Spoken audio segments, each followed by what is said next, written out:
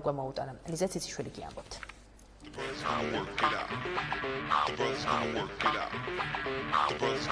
ფოტოსესია ღიაცის ქვეშ დილიდან იწყება. დამწყებით დიზაინერის თეატრალიზებულ კოსტიუმებს მოდელები ირგებენ. გიორგი ქებურიას კოლექცია, რომელიც მაყურებელმა თბილისის მოდის კვირაულზე შეაფასა, ახალგაზრდა დიზაინერების კონკურსის გამარჯვებულის გახდა.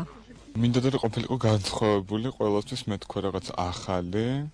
ესეთი კონცეფცია არ მქონია უბრალოდ ვიზუალურად და ესთეტიკურად დავამსგავსე უცხო პლანეტელებს. თემა ეხება უცხო პლანეტელებს და უცხო პლანეტელების ყოფნა დედამიწაზე.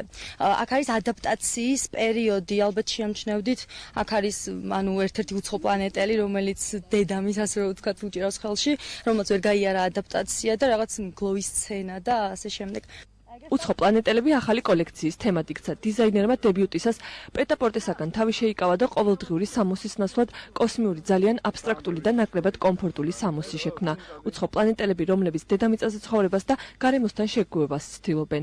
ესეთი კოსტიუმი პირველად მოწვია და ძალიან მომწონს, იმიტომ რომ განსხვავებულია და ჩემი აზრით გიორგი ქებურიამ რაღაც ახალი სიტყვა თქვა, ასე ვთქვათ, ქართულ მოდაში.